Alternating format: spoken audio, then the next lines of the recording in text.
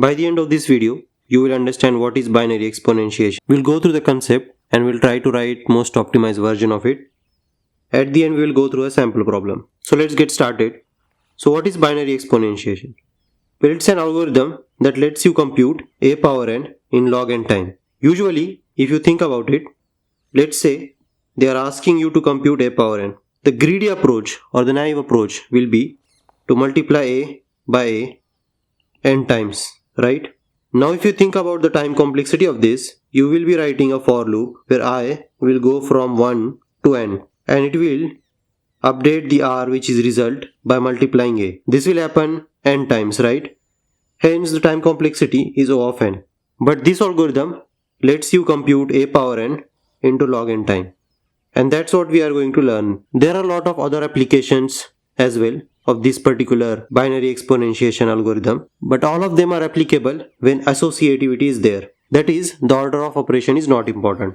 Most of the time, this algorithm is used in modular inverse computation, in modular arithmetic. Also, this is used in computation of matrix multiplication as well. Most famously for computing Fibonacci number fn, we use a matrix multiplication. There we actually utilize this binary exponentiation. Now let's go through the concept and code. Now a power n is expressed as multiplication of a. Something like this. We are multiplying a n times. This approach will not work for larger n. Why? Because the time complexity is O of n, and let's say n is 10 to the power 9 or 10 to the power 18, let's say. So this approach will not work because it will take O of n time. That's why we need the optimized solution that will compute this particular value a power n into log n time. So the key observation that allows us to develop this particular algorithm is this, which is very simple and clearly known. A to the power b plus c is a power b into a power c. This is very simple, right? So we can write a to the power 2 into b as a power b into a power b. Likewise, we can write a power n as a power n divided by 2 multiply a power n divided by 2. We can write it something like this. Now there are various conditions though. If n is 0, then answer is 1. That is the terminating condition for us. See, this is a recursion. We are reducing n by 2. This will be a power n by 4 into a power n by 4. So this is a recursion. So the terminating condition would be n is equal to 0, then it will be 1. If n is even, then we are very clear. We can write it something like this. I'm just multiplying it here by 2. This can further be divided into something like this. Also, if n is odd, we can make it even, right? If n is odd, we can make it even by separating a. So look at this. What we have done here, we have separated a. Now we only need to take care of n minus 1. Now n minus 1 is going to be even because n was odd. So we can write something like this again, which we wrote for even n. So let's try to write the exact same thing in terms of the logic or the code. So let's say you have a function which takes a and n as an input parameter. The logic will be something like this. If n is equal to 0, then we will directly return 1. If n is even, then we are going to do a to the power n by 2 into a to the power n by 2, right? That's what we have written here. See, this is a recursion. And we are multiplying, right? Exact same thing. If n is odd, again, as we said earlier, we are going to take out a and we are going to deal with n minus 1. So this is very clear. Let's try to code it. See, this is a simple code. We are taking a and n as an input. If n is equal to 0, we will return 1. Otherwise, we will compute a to the power n by 2. And we will store that into a variable called as result. Why we are storing? See, we need to compute a to the power n by 2 twice here, right? Because we are multiplying it. But we don't need to compute it twice. The value is not going to change. So we can compute it once. We can store it into the variable. And we can utilize that variable for the final computation. See, here we are utilizing that variable only for the final computation. So if n is odd, we are separately multiplying a and then we are multiplying the result. If n is even, then we don't need to bother about separating a. We can just multiply the result by itself. Remember, this n by 2 is already a floor operation denoted something like this. So this will take care of this n minus 1 handling as well. Makes sense, right? So this is a very clean and simple solution. But if you observe, we have a recursion here, and all these variables will be stored into the memory until we get the final computation. So what we can do, we can actually remove that recursion altogether by utilizing simple observation. Rather than updating the result value, we will directly update the value of a. Let's try to understand this by taking an example. Let's say a is equal to 2 and n is equal to 5. So they are asking you to compute 2 to the power 5. Now let's try to compute this by using this particular algorithm, right? Let me write the variables as well here. So we have a result variable, we have variable a, we have variable n. So initially result is 1. Then we check whether n is greater than 0 or not. Currently n is greater than 0. So we'll go into the while loop. We check whether n is odd or even. Currently n is odd. So we will update the result. See, when n was odd, we are separating out the a, right? That's what we are doing here. We are multiplying a into the result when n is odd. So let's multiply the result by a. So it will be 1 into 2. So we'll get 2.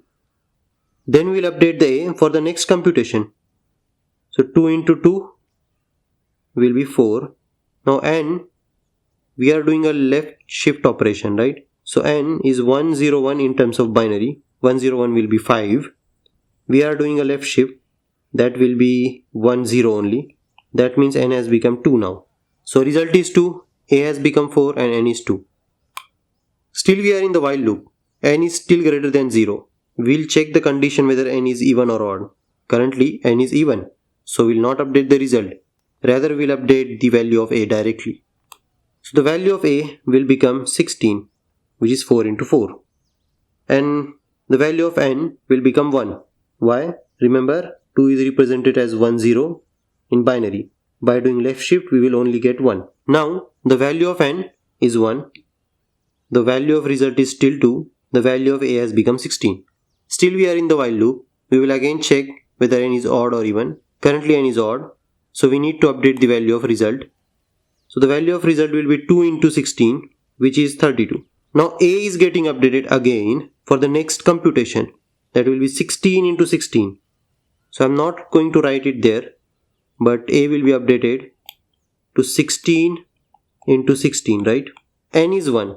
After doing left shift, it will be 0. That means this condition is false and we will get out of the while loop and we will return the result. See, result was 32 and 2 to the power 5 is 32. So this is how this particular algorithm is working. So we got the final answer. Solution is very simple.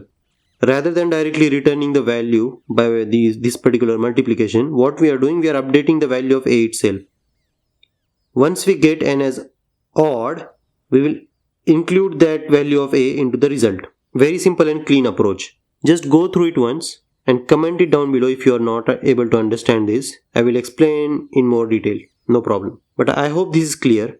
Now let's come back to the time complexity. So why the time complexity of this particular solution is log n?